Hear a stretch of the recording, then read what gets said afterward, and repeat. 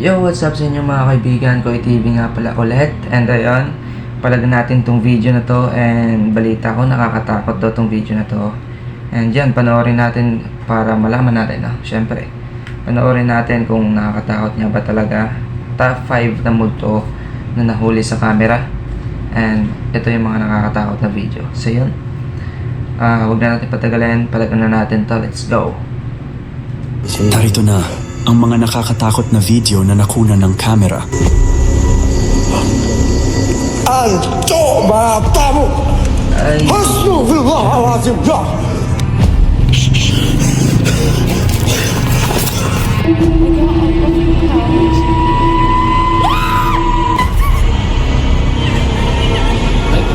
It makes sense that somebody's probably following her.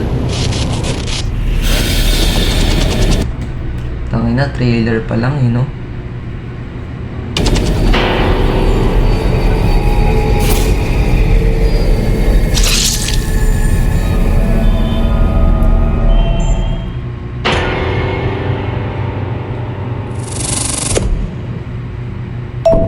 Sa unang video na ito, isang babae mula sa Jalisco, Mexico ang namamasyal sa kagubatan sa labas ng Outland de Navarro nang bigla niyang marinig ang tinig ng isang lalaki mula sa mga damuhan.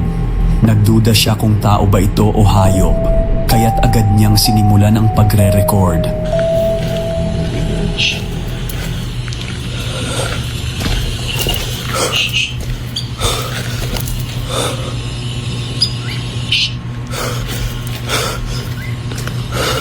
Hola?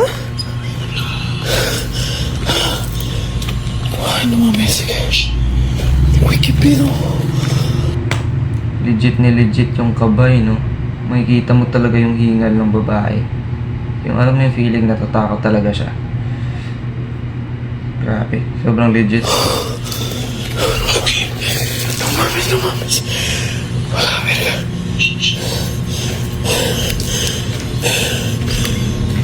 ¿Qué se oye?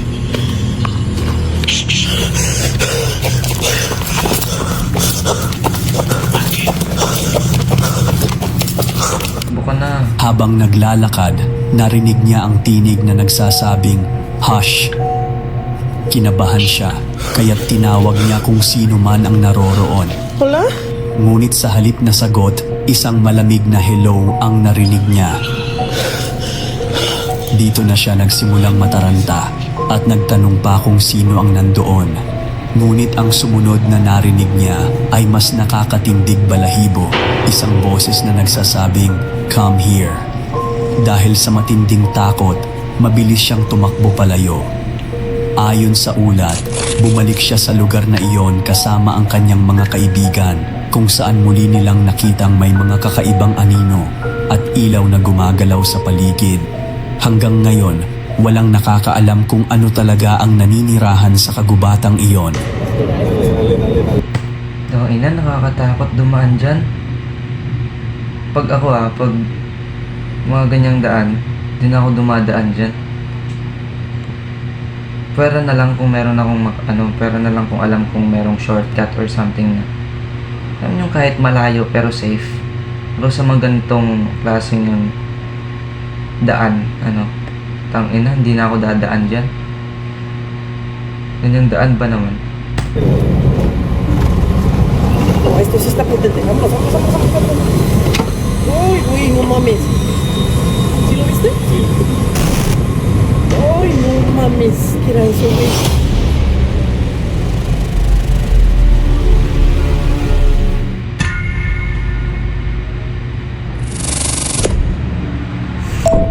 Isang security guard ang naka-duty sa night shift nang mangyari ang nakakakilabot na insidenteng ito. Habang nag-iikot sa loob ng tindahan, What the fuck? Story ata ng Toy Story to eh. Gumagalaw. bigla niyang narinig ang isang kakaibang tunog. Tila ba may tumatawa sa gitna ng gabi. Naglakad siya papunta sa direksyon ng ingay, ngunit nang marating niya ito, biglang tumigil ang tawa. Doon niya napansin na ito ay nagmumula sa isang laruan, kaya't nagsimula siyang mag-record ng video. Ngunit habang kinukuhanan niya ito, isang nakakapangilabot na bagay ang nangyari. Watch. I'm gonna turn my camera away, and you're gonna hear this stupid pony laugh.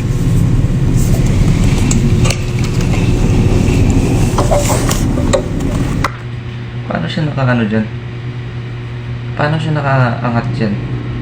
Ano? Ang taas niya na.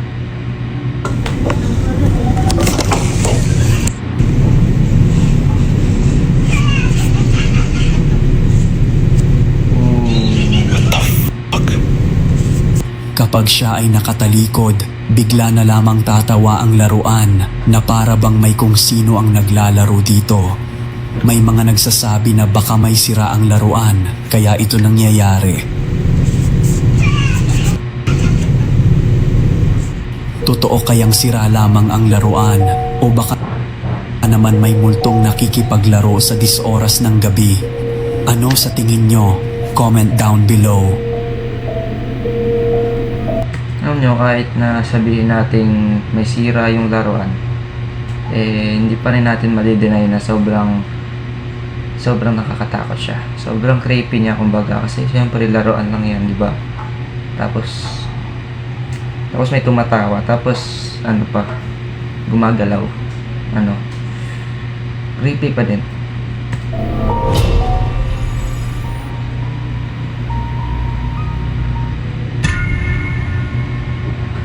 Number 3. Sa video namang ito, isang babae na nagngangalang Frances ang nakaranas ng nakakakilabot na pangyayari habang siya ay nanonood ng TV kasama ang kanyang alaga.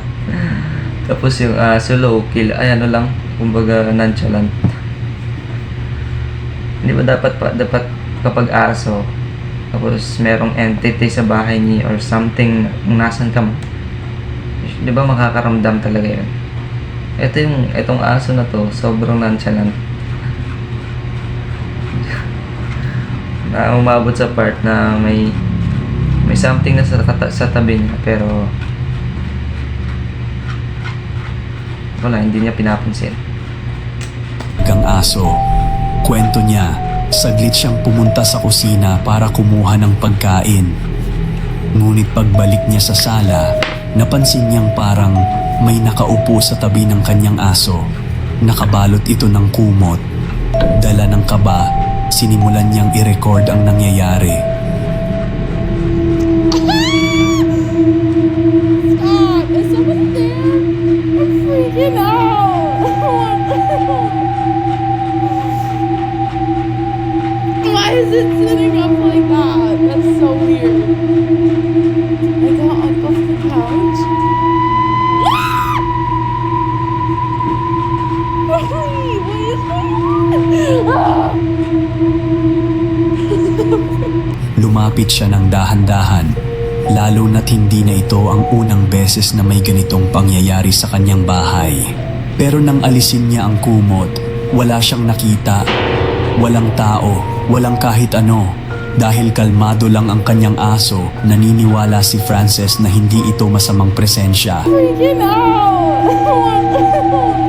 Kaya ang tanong, isa nga kaya itong multo na gusto ring maki-Netflix and chill? Ano sa tingin mo? Comment down below. Feeling ko feeling ko lang feeling ko nilagay niya lang dun. Meron kasing kumot na anong tawag dito, na kapag pinesto mo sa isang bagay na parang ganito, ayan, hindi na siya kusang hindi na siya kusang babagsak. Hindi ko alam, no? Para sa akin lang naman, feeling ko lang, kasi kapag merong entity na ganyan, kumbaga yung aso, ewan ko lang kung nonchalant pa talaga yung aso, pero dapat meron siyang ibang nire-react or something na reaction man lang, di ba? Pero feeling ko talaga ginawa niya lang yan. Feeling ko lang. Meron kasi mga kumot na tatayo lang talaga ganyan. Pag ginanon mo, parang pag ginanon mo lang, hindi na siya babalik. Wala lang, para lang sa akin yan. Ewan ko sa inyo got up off the couch. Mommy, what is going on?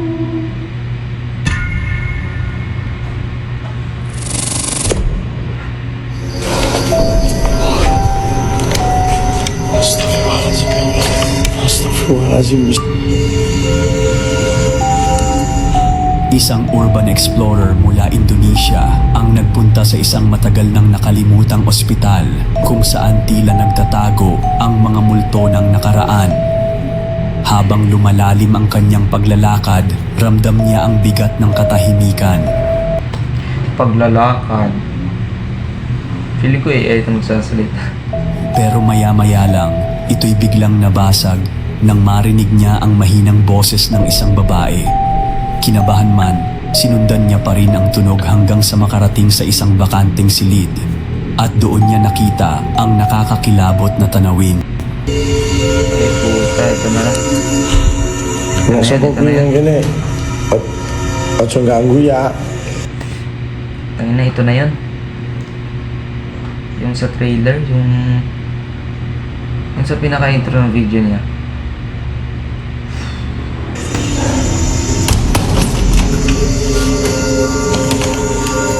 Bismillahirrahmanirrahim. Saya ngejumpa nggak enak teman-teman di sini. Astagfirullahaladzim ya Allah. Astagfirullahaladzim ya Allah. Ay, putang ina. Ancok matamu. Astagfirullahaladzim ya Allah Akbar ya Allah. Ya Allah ya pergi penceng mana cantik anjing.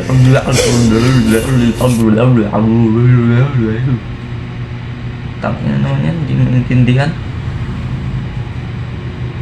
Parang Isang babae na may mahabang buhok ang nakaupo sa kama.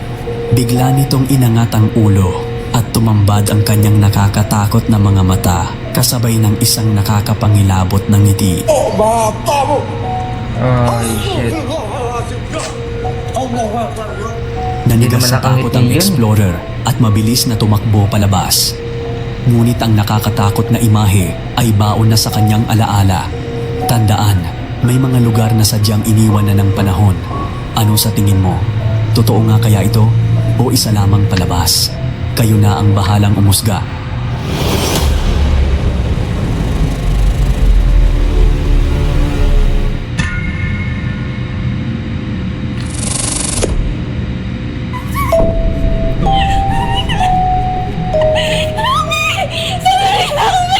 Isang babae na nagngangalang Arya ang nagsimulang mag-record na kunwari ay nasa tawag matapos niyang mapansin na may lalaking sumusunod sa kanya. Ngunit ilang saglit lang, narinig niya ang mga yabag na mabilis na tumatakbo sa kanyang likuran. Dahil sa takot, dali-dali siyang tumakbo upang makalayo.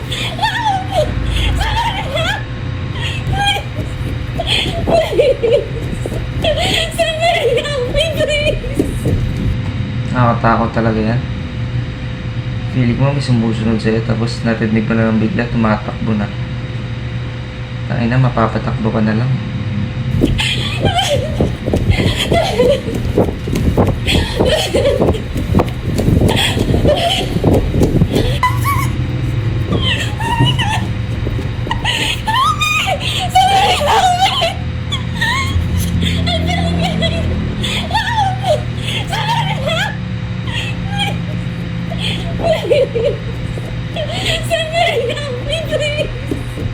Ay, wala bang sakit? Sakit sa ulo? Kinabukasan, isa sa mga staff ng hotel ang nakakita sa kanyang video at nagulat nang makita na iniwan ni Arya ang kanyang kwarto nang nagmamadali. Lalo pang nakakakilabot dahil may nakitang bakas ng sapilitang pagbukas sa pinto ng maintenance area. Tila ba may pilit na pumasok. Ibinahagi ng staff ang mga CCTV footage kung saan makikita si Arya na tumatakbo sa hallway at nagtago sa elevator. Ngunit kakaiba dahil walang makikitang taong humahabol sa kanya. At nang muling suriin ang footage, isang mas nakapangingilabot na bagay ang lumitaw. Alright, y'all, so I'm went back and was looking at the video of that girl from the other day, right? Because I'm thinking maybe somebody must be following her because I found that thing in the bathroom. Like, you know, it makes sense that somebody's probably following her. Because not just any person is going to have that tool. I mean, that tool is for getting inside of rooms. So just keep watching the screen right here, man. I saw something that just... Because I'm thinking somebody's following her. Watch, let me fast forward. Watch this.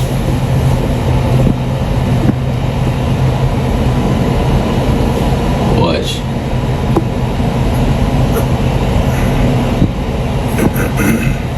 That's just the housekeeper down there. Right there. Right there. Shit, I don't know what that was. This is crazy. How do y'all explain that? Somebody explain that to me. Isang anino na mabilis na dumaan sa hallway kung saan sinabi ni Arya na siya'y hinabol. Ngunit wala ni sino mang makikitang dahilan para lumitaw ang aninong iyon. Posible kayang hindi isang stalker lang ang humahabol kay Arya, kundi isang bagay na napakasama. Ano sa tingin mo?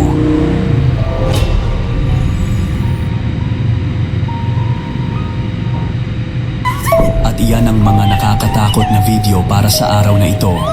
Kung nagustuhan mo ang mga kwento natin ngayon, huwag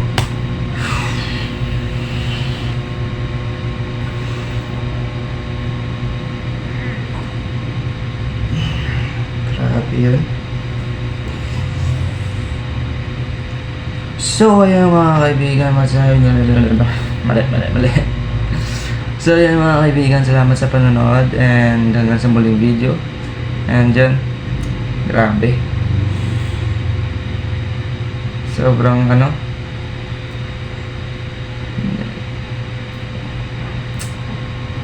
sobrang nakakatakot siya para sa mga individual na tao. So, yun, salamat mga kaibigan, salamat sa panonood. Salamat dahil sinamahan mo ko sa panonood na to. And yan, hanggang sa muli. Koy TV nga pala ulit, hanggang sa muli, let's go.